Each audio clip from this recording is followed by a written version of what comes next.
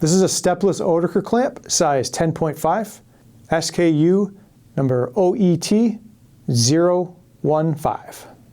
So stepless Oetiker clamps work really well because they put an even pressure all the way around whatever you're trying to clamp. They work really well on tubing.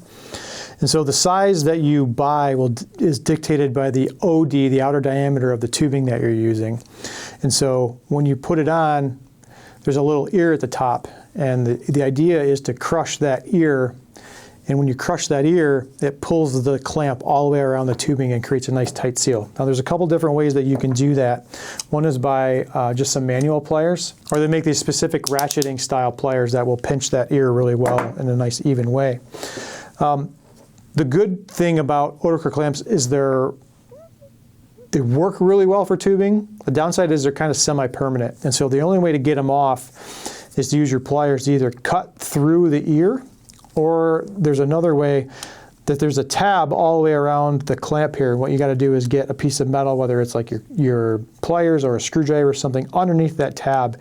And basically you're just going to peel back that tab and the clamp will come off. So they're not permanent, but they take some effort to take off.